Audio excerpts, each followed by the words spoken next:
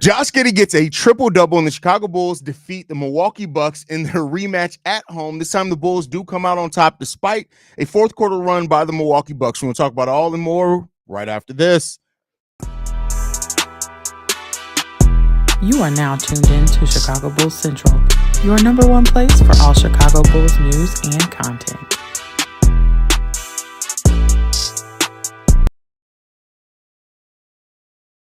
What's going on, Bulls fans? Welcome to another episode of Chicago Bulls Central, your number one spot for everything Chicago Bulls related. I'm the host there, Haize, but more importantly, you guys can follow the channel at Bulls Central Pod on every social media platform we happen to be on.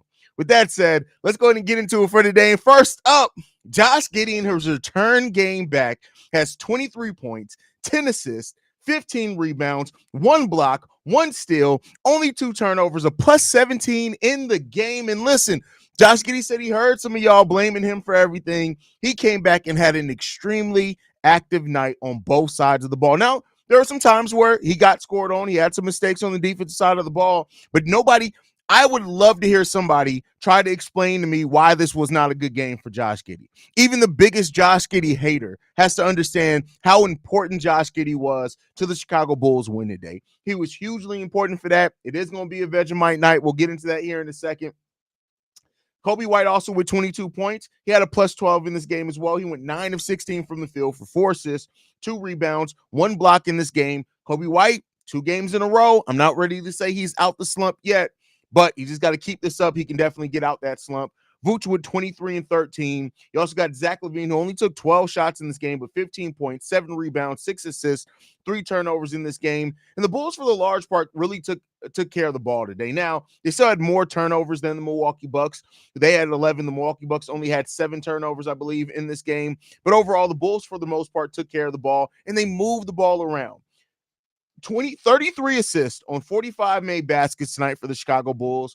Also, the Bulls got to the paint. They drove more so in the first half of this game. They didn't drive as much in the second half, but we'll take it, right? 52 rebounds for the Chicago Bulls in this game, out rebounding the Milwaukee Bucks by 9. Really good discrepancy there between the two teams that win in the Chicago Bulls' favor. You like to see that. And the Bulls overall in this game just played a much more solid game than what we've been used to seeing. Now, the Bulls gave up 42 points in the paint, which is less than the over 50 they usually average. We did ourselves score 56 points in the paint, which is really big for that. Despite having more turnovers, the Bulls had more points off turnovers as well, 10-7 in this game in favor of the Chicago Bulls. And overall, the Bulls just took care of business. We lost the points off the bench battle. Not really worried about that. We scored 14 points in the fast break tonight, did the Chicago Bulls. And the Bulls really took care of business from top to bottom. They did. You got to love what they did there, man, from top to bottom. They played really good today. Got to love it. But we got business we need to get into. You got to see I didn't have time to toast it. It is what it is. The Vegemite in the building. So y'all know what it is. Every time Josh Giddey gets a triple-double, we eating some Vegemite. That's what we doing. Go ahead and spread that on there. Look at that. There you go on your Vegemite. I'm not eating a whole bunch of it because I'm tired and I'm not even hungry.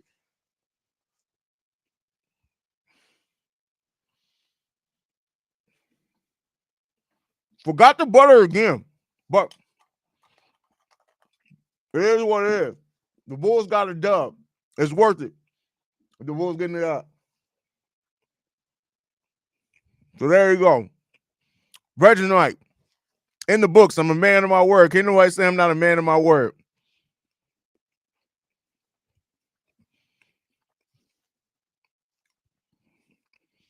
Woo.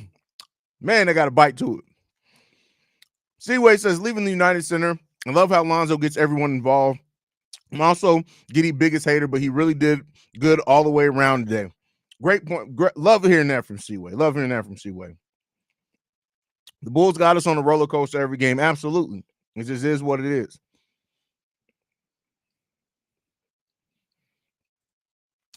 P-Dub played so well. Listen, Patrick Williams, especially in that first half, was really aggressive. Now, he didn't end up scoring a lot of points. He only took 8 shots, but he had 9 points in this game. You got to really watch the game because he was active on both sides of the ball.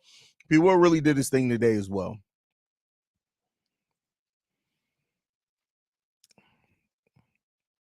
The shaky Bulls, damn, my good win. Can we please be consistent? No, because we're not good enough team to be consistent. That's really what it comes down to. No more excuses. They can play defense like this every night. They just need to be locked in. It's always mental for the team. Well, defense is a big part. Like, we can't deny the skill too. Like, the Milwaukee Bucks shot 40% from the field today. And yeah, some of that was in part to Bulls defense, but I think we kind of overlook sometimes a bad shooting night. There's a lot of part luck to that as well in your benefit, right? The Bulls aren't a good defensive team. They're not going to be a good defensive team consistently, but one thing that they can control, to your point, is effort. The effort that they give is the one thing that's in their control. It's going to work in their favor sometimes. It's going to work. It's not going to work in their favor.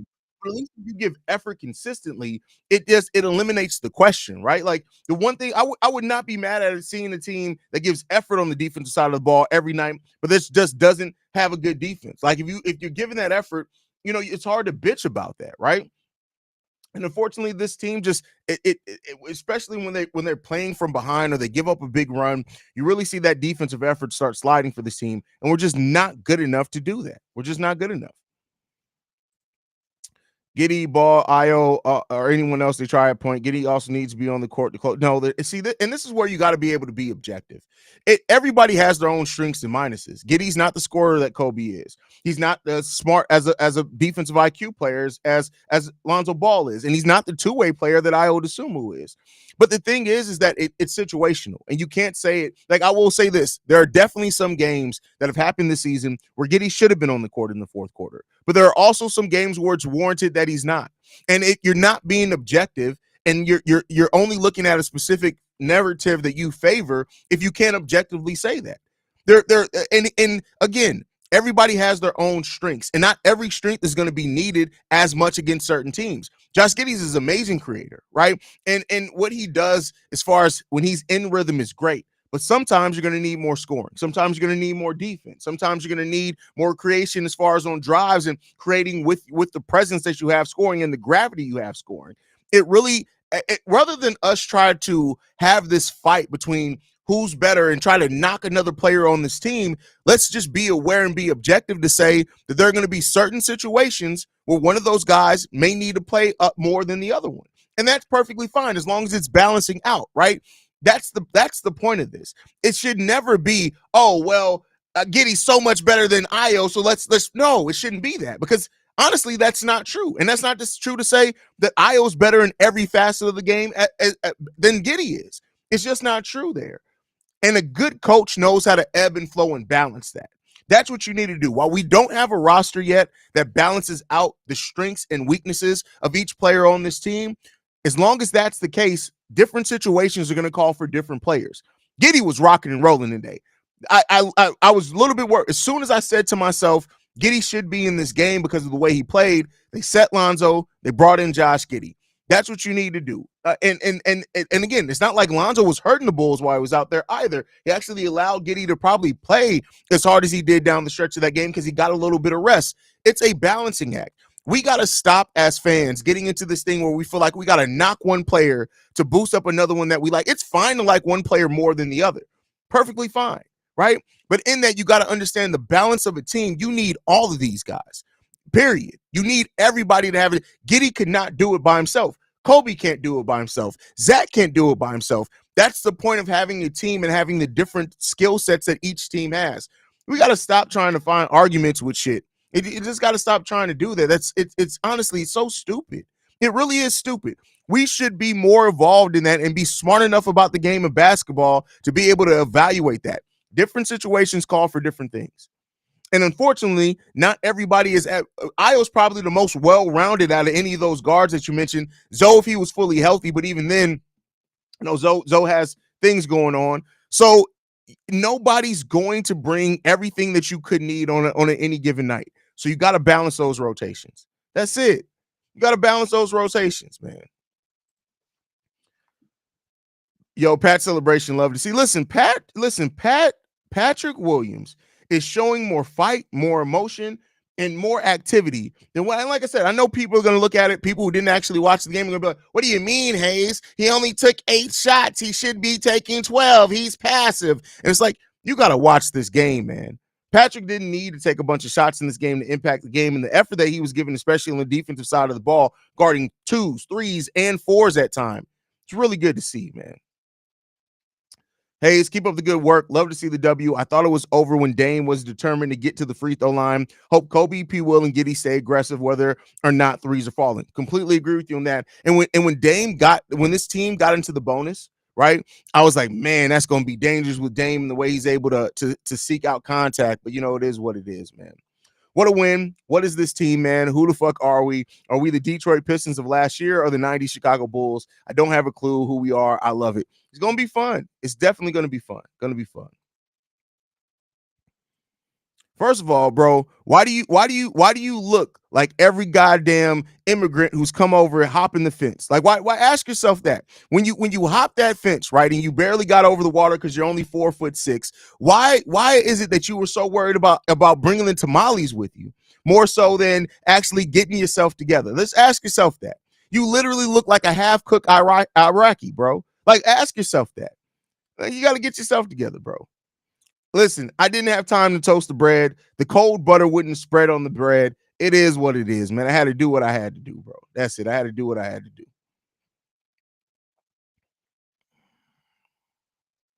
It tastes like candy? What type of candy are you eating where you think Vegemite tastes like candy? That's nasty ass candy there, my brother. Giddey with 2 triple doubles, could have had 3 without injury. Getting ready to eat plenty of Vegemite this season. Choo choo. First of all, don't say choo choo. That's the code for running the train. Wait, hold on. What are we doing?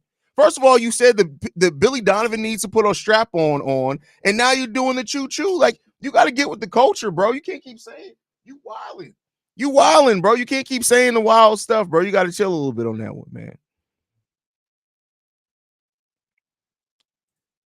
Oh, I just said I was going to clean up the stream. I had to joke about your abuela on making this Coke cream, but I'm gonna leave it alone. I'm gonna text you afterwards, though.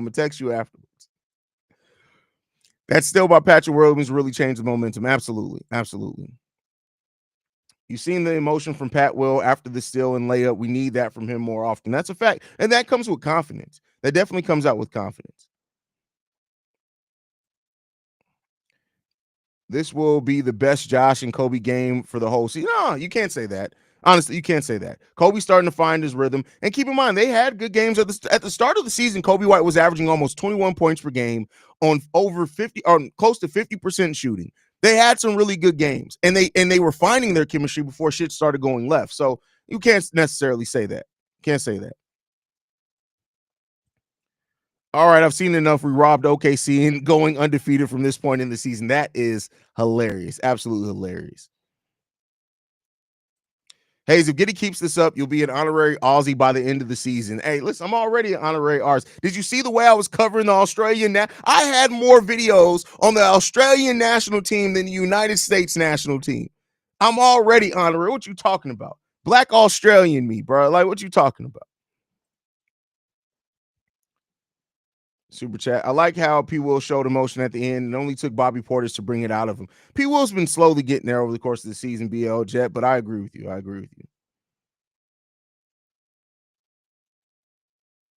Giddey did go crazy. Giddey played really good.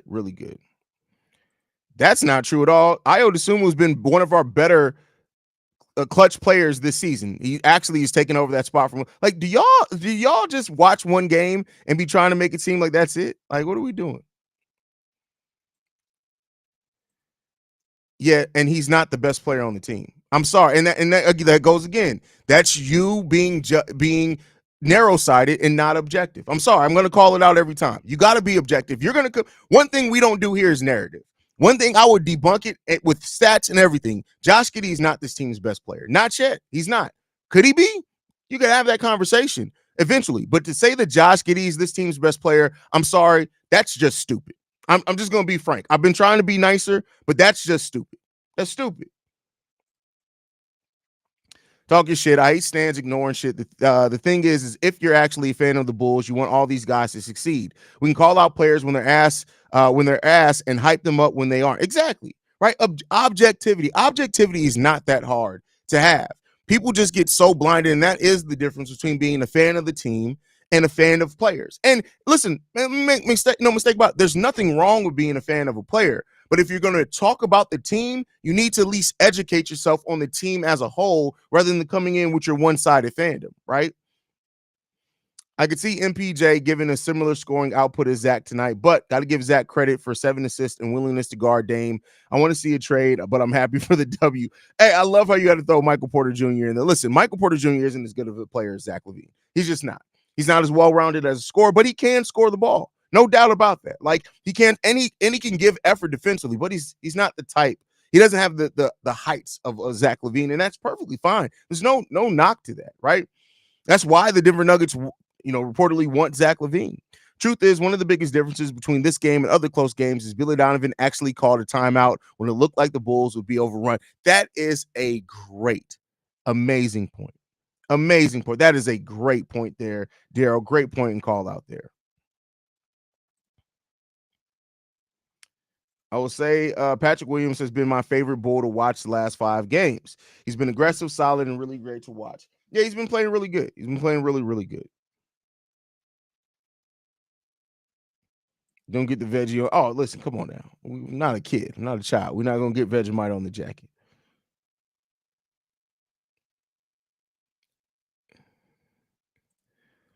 Haize, if you were the Bulls GM, would you trade for Zion?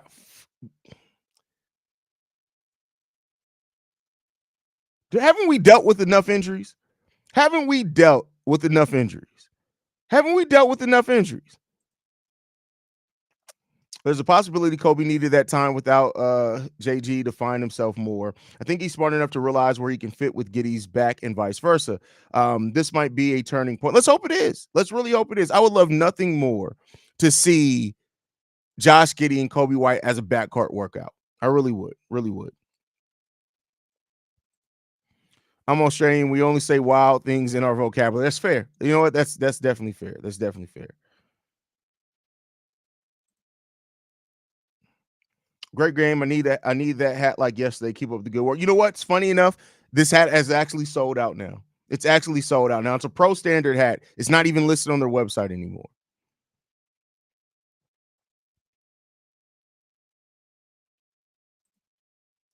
Damn, highest points, assists, and rebounds. Not bad for someone the fans don't want. You know what it is? Fans don't know what they want, Al. And this is just like I talked about ML. Like fans don't know what they want. Bulls fans are so discontent, and like I said this in the earlier halftime hangout, understandably so, that they will complain about everything initially.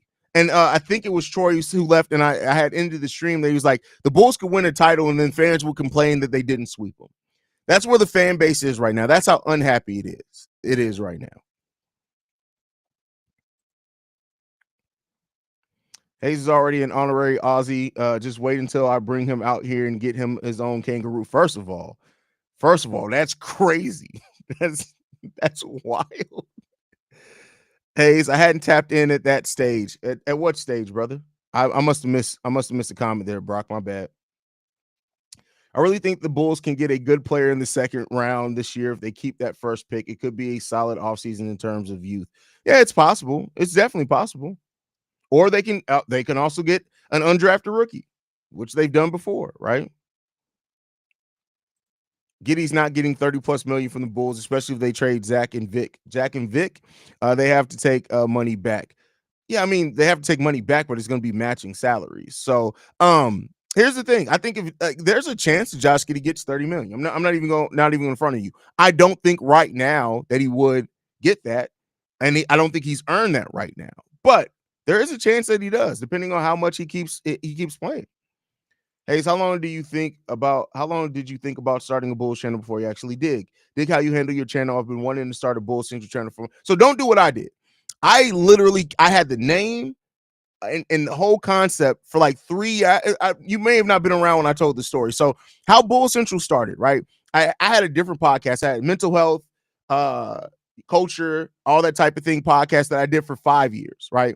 And over the course of that, I had thought about starting a Chicago Bulls podcast. But I kicked around the idea for like 3 years because I'm like, who's going to want to listen to me? I don't have sources. I'm not a reporter, all that type of thing. I was in a conversation with my dad because I had told my dad about thinking, and my dad basically called me a pussy. lack of a better word, for not starting it. And so I think I started it the next day after that. So I kicked it around for about 3 years before I actually started it. Based on Giddey's recent play, like right before the injury and today, if he keeps up his play, what is the contract you think he will get at the end of the season? If Giddey keeps up, and I'm not saying triple double, right? If he keeps up solid play, I would say that if Giddey plays really well for the rest of the season and stays healthy, you're looking at probably a bare minimum of 28 million, bare minimum 28 million. And it can go anywhere between that and more, honestly. Maybe 26, but I think when you look at the way the contracts are rising and the new TV deals coming, him and his agent are probably going to try to push for anywhere between 28 and 30 million. I think that.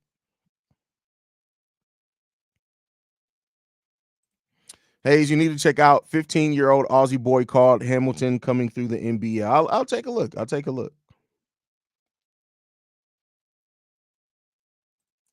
Came back to the stream and heard someone talking about tamales. Now I'm hungry.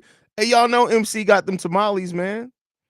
About the timeouts Billy used this game, why do you think he's so inconsistent as a coach? Sometimes he coaches amazingly and others just very questionable. His inconsistency travels to the players because he's not a great coach. There's just, I mean, and again, I don't say that as a knock. Like, it's hard to be consistent when you're not great at what you do, right? Even great coaches, great players aren't always consistent, meaning that they sometimes have some months, they have some situations where they don't do what they usually do, right? But when you're not a great coach, every coach has inconsistencies, and your level of greatness really comes down to really helps vary on how consistent you can be. Billy Donovan's a solid coach. He's not a great coach. He's not a bad coach. Some would even say he's not a good coach. He's solid, right? And so because of that, you're going to have some inconsistencies.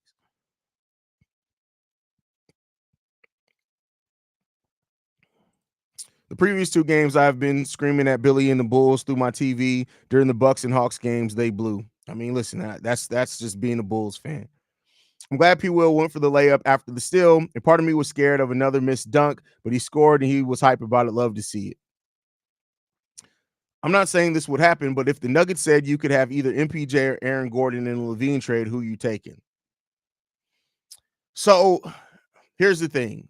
I would take Aaron Gordon if we're in a win now mode. I would take Michael Porter Jr. in a more so a rebuild, or not a rebuild, retool, whatever word you want to use there, because MPJ is younger. That's what it will come down to.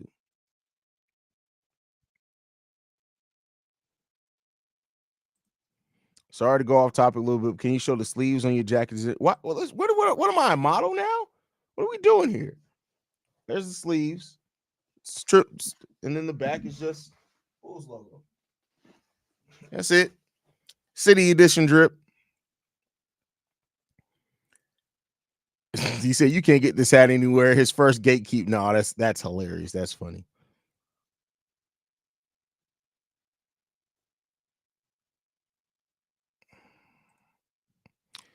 Dalen is slowly understanding how to make an impact and can be a real Swiss Army knife. And that's Dalen's ceiling. I mean, let me not say ceiling. I don't want to say ceiling, but yeah, you never know. You never know there. Every time Giddey farts, Australians shoot a what? Why are you dissing the whole country? Like, what are we doing here, bro? I met Haize 3 days after he made his channel, and he was cussing out Ricky Fontaine, memory sub number 17. That is hilarious. That is funny. Mike Jones, Mike Jones says, I think the ship has sailed on saving that pick. Might as well try to be good enough. No, why do people say that? Like, I really like, and Mike, I really would like for you to explain to me why the pick is at, like, first of all, the Bulls are on pace right now to win 35 games. That's not out of the realm of possibility of keeping their pick. There are 3 teams in the top 10 last year that had 34 wins. That's just facts, right? And still on top of that, like the Bulls right now would have the 10th pick in the draft. Now, that's if they don't make it out the play-in, and they would have to hope that nobody leapfrog them in the lottery. But if the draft were to start right now, based off odds, the Bulls would have the 10th pick. So it's not outside the realm of possibility. It's not like I think sometimes people think that like you have to be a bottom team to keep a top 10 pick. You don't. It's middle of the pack, right? So it's not like they're going for it's top 3 protected. The Bulls still have a really good chance to keep that pick.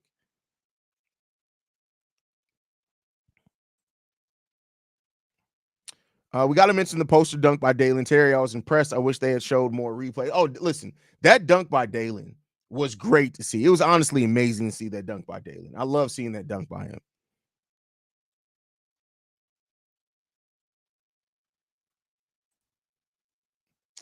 Appreciate it, Haize. Been watching you, Matt, and Dave when they were on Locked On up to now, and the other Bull Central. You all are the quality of channel I like to uphold when I start mine up. Hey, appreciate that, bro. Like, get it done, man. Don't hesitate. If you're passionate about it, do it. Has Coby finally broken out of his slump? I can't say that after 2 games. That's just my personal thing. I can't say it after 2 games. I need to see 3 to 5 games is probably where I need to be at, anywhere between 3 and 5, right?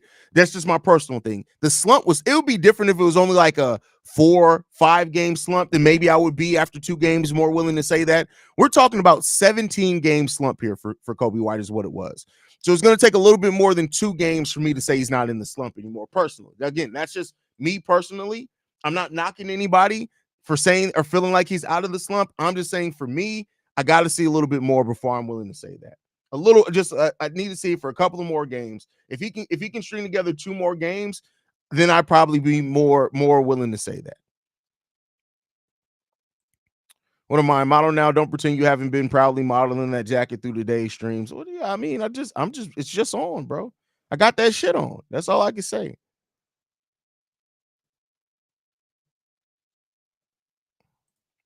I'm just disappointed we don't get comments like Zach Lasagna anymore. Hey, listen, what happened to Zach Lasagna? That's crazy. Zach, and what was the other one? It was Zach Lasagna, and then there was another one that people were saying. I can't even remember. But Shay's Dell and Harry was the creme de la creme of all of that. So, Haize, outside of the roast, did you see my appreciation tweet? Wanted to say thank you to you and everyone who contributes to the channels you create. I appreciate you, brother. I didn't get a chance. I think I briefly saw it when I went to go tweet some stuff during the game. I didn't get a chance to interact with it yet, but I definitely got you after I get off the stream. I wonder what that Giddey hater on the other channel has to say. What Giddey hater? I mean, I know there's a lot of them. Can an old school minded coach like Billy Donovan and others like him really be successful in today's league? When the last time a coach like that has been successful in the postseason? I mean, Billy Donovan and Coach Budenhauser are a lot alike, and Coach Bud won a title, right? So it comes down to roster situation. There's a lot that goes into really going on a playoff run. And I think Billy Donovan could do it, but Billy Donovan would have to have a superstar laden roster to really be able to do that. I think that's his level of coaching. If anyone wants to start their own channel, they absolutely should. Haize is a major reason I started mine and becoming a YouTube channel myself. Hey, listen, you already know I love you, brother. And your YouTube channel is going to be great. Still working on your intro, though. I have not forgotten about you.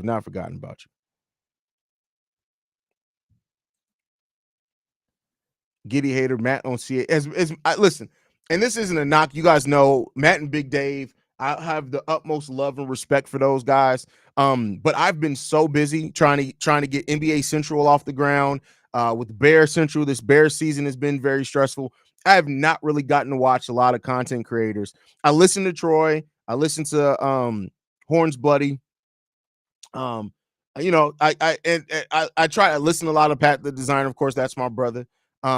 Quentin from Let's Talk Bulls, but like I don't have a lot of time to watch a lot of channels anymore. And I'm not trying to like big dog anybody, but as I'm like converting to doing this full time now, like it's just a lot of my focus has gone into other things. And honestly, so much of my focus on Chi-Town Sports Central family network of shows, it's been really hard for me to watch other YouTube channels as much. I haven't been able to do it as much.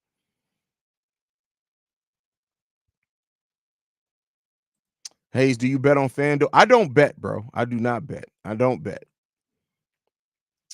Giddey was the best player for the Bulls today statistically. That's my barometer for if Giddey should get 30 million. He needs to be the best player for the Bulls 8 times out of 10. Yeah, no, that's not true. I mean, I don't agree with that. When you look at role players getting 33 million consistently, you don't have to be the best player on a team. Even at any like there are players that literally are the 4th or 5th best player on their team getting 33 million, $35 million contracts now. Best Chicago sports podcast in the city. Appreciate that, Melvin. I appreciate you, brother. My brother, don't rush the intro. Just appreciate that you were doing it for me. Much love. You know I got you, bro. You know I got you. Most of the guys who get that money can do that a few times throughout the season, Şengün, etc.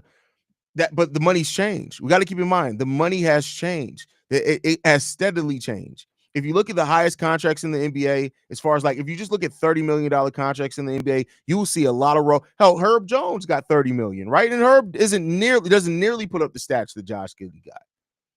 It's just not how the league is anymore. At one point in time, yes.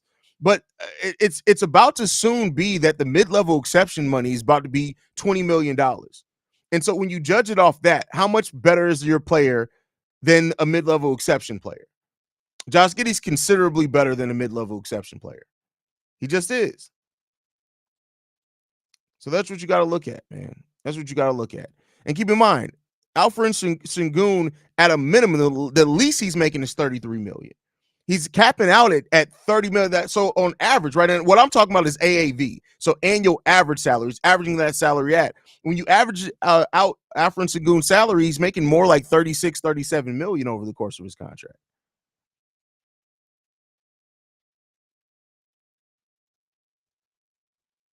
No, real talk, Jerry. All jokes aside, and this isn't me gatekeeping. This is Pro Standard hat. It's not on their site anymore. Literally, it is not listed on their website anymore. I would love to send you the hat and the jacket are both from Pro Standard. The jacket's still on. I can send you the jacket. The hat is not on their website anymore. Now, maybe, you know what? Try bulls.com. Honestly, hold on. Let's see. Because bulls.com sometimes has stuff that's out of stock on other sites. Sometimes. Not all the time, but they do sometimes. Let's see. Let's see if I can help you out. Help a brother out.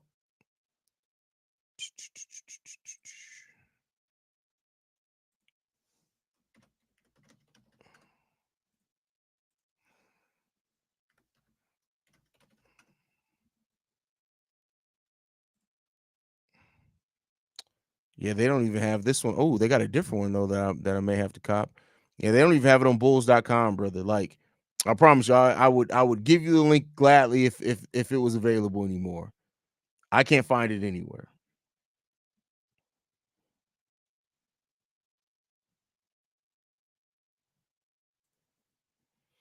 I wonder if people hater from before is still saying Pat would have been starting for any other team in the NBA after today. I mean, there's a lot of people that feels like that.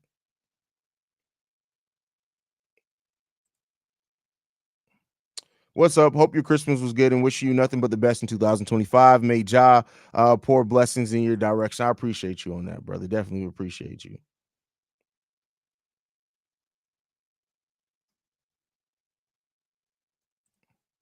I was looking at the amount of teams who seem to be actively tanking or just not looking good. The Bulls don't look great by any means, but wins like today make me think they can win above 35 games. I mean, we'll see. The thing is are the Bulls going to do it consistently? Now, if they do it consistently, then yeah, you're absolutely right. You're absolutely right there. I just doubt the consistency from the Bulls, right?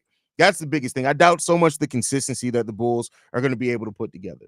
First of all, the show is dope. Much love from NY. Question: with being 50 games left, what are our chances of winning 25 to 30 of them? Peace and blessings, brother. Listen, this team is so inconsistent, Elijah. I really don't know, man. Like that we're so bad defensively usually that it's hard for me to predict the team to do anything because of how bad we are defensively day in and day out.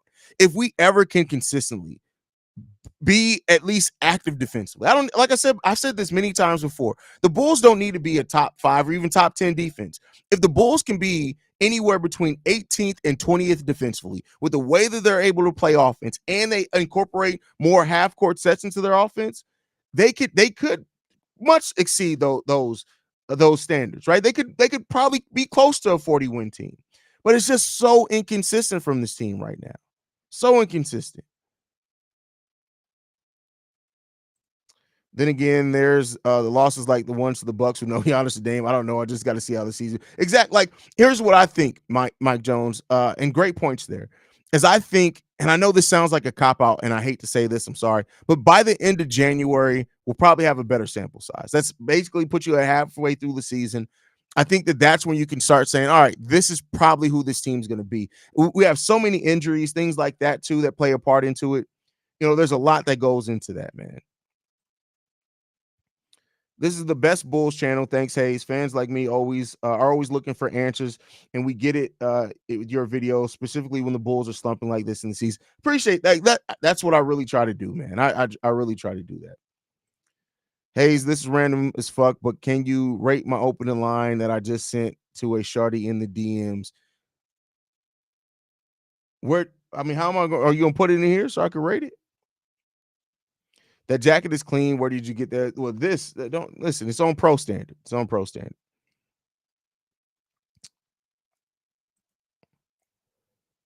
Bulls could absolutely have the 3-win in a row streak into a 3-off-a-loss streak, into this becoming a 3-win in a row streak against the Hornets, Washington, then lose 10 games. It's so crazy. You remember the year that the Bulls won, what was it, 5 out of the last 20 games, something like that? Like, that's just crazy how it is, man. I said, pardon me for being straightforward, LOL, but I'm assuming you already know that your smile is one of the most intriguing features, right? Aside of those eyes of yours, of course. That is, first of all, shout out to you being smooth, brother. That's smooth. I hope that that's smooth. It could come off a little creepy, but it was smooth, bro. If Giddey and Coby play consistently well together, we can dub them the hair pair. The hair pair is crazy. That's wild.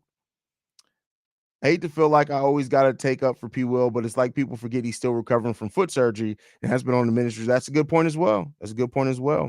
Hope did not make, but I get your point, and maybe my source is off. Giddey hasn't earned that yet to me, but he would improve play if we offer 20 million-ish. Wait, I could have sworn Herb got, maybe I'm thinking about somebody else. I could have sworn Herb got 30+ million. Again, I'm talking about on average. Let me see. Give me 1 second. Maybe I'm thinking about somebody else. Pelicans. Let's look at Herb Jones. Yeah, Herb Jones didn't. Who the hell was I thinking about? Somebody just got an average of $30 million contract. Trey Murphy III did. It was Trey Murphy III. That's who it was. It was Trey Murphy III. My bad on that. And it's average of more like 30 million when you average out his extension. My bad on that. My bad. Fun fact, we never played a fully healthy Bucks. First game, they had Giannis and Dame, no Middleton. Second game, Giannis and Dame, no Middleton. Third, no Giannis and Dame, only Middleton today, no Dame, only Middleton today, no Giannis. Well, Dame too, but yeah, definitely agree with you on that one. I see that hat on Pro Standard. Just search Bull City Edition hat popped up for me. Just a heads up. But did you go do it and it actually came up on Pro Standard site? Let's see. Bull City Edition hat. Pro Standard.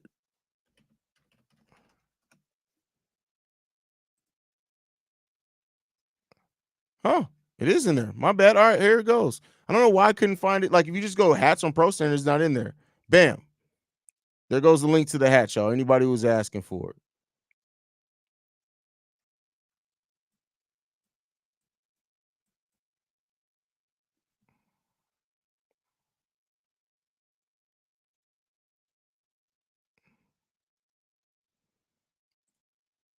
Appreciate the dedication, Haize. Even if it's not a banger of a Bulls news, you still put. Oh, always. Like, we're the number one spot. I'm always going to do Bulls news. Always.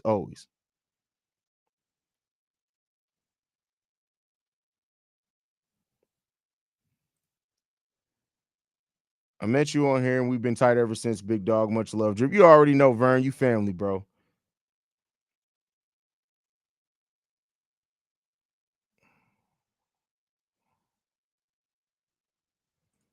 I didn't know how to send a link. LOL, YouTube wouldn't let me. What? It wouldn't let you?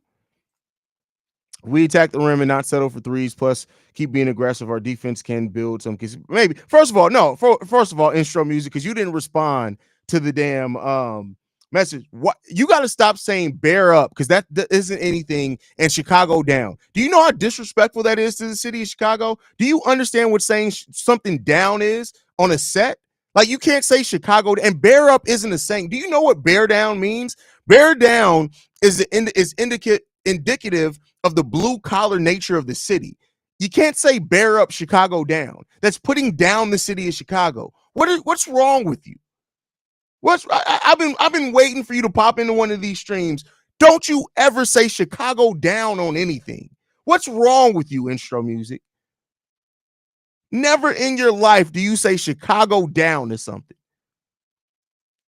Get your life together, my boy. You just want to be different. Bear up, Chicago down is not good. That's disrespectful as fuck to the city of Chicago. Never do that again. Never do that again. Never. What is wrong with you?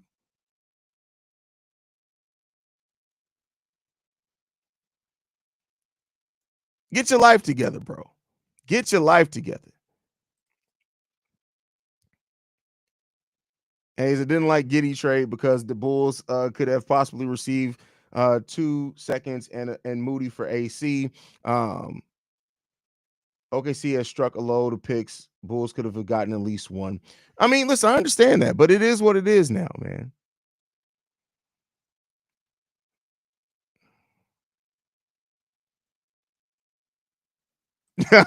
Listen, listen. I'm not saying that Josh Giddey has earned the $30 million yet. But I do think that he can, right? I do think that he can. No, bro. No, you said Chicago. Don't make me pull it. You know I'm a receipt puller. Don't make me pull the receipts. Don't make me do it because I'll do it on you. You said Chicago. That's what got me on you. You said Chicago down. Don't you ever say Chicago down on nothing, bro. Never. Don't ever do that, bro. I'm not saying you didn't say Chicago hold it down on something else, but the comment that I saw was just Chicago down. And I was like, I could kill you. I really could. Don't you ever say Chicago down. Chicago down? What?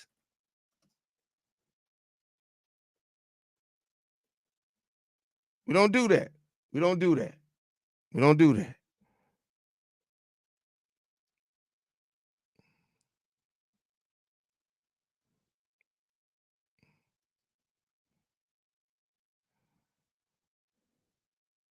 No, he's not talking about you, MC Season.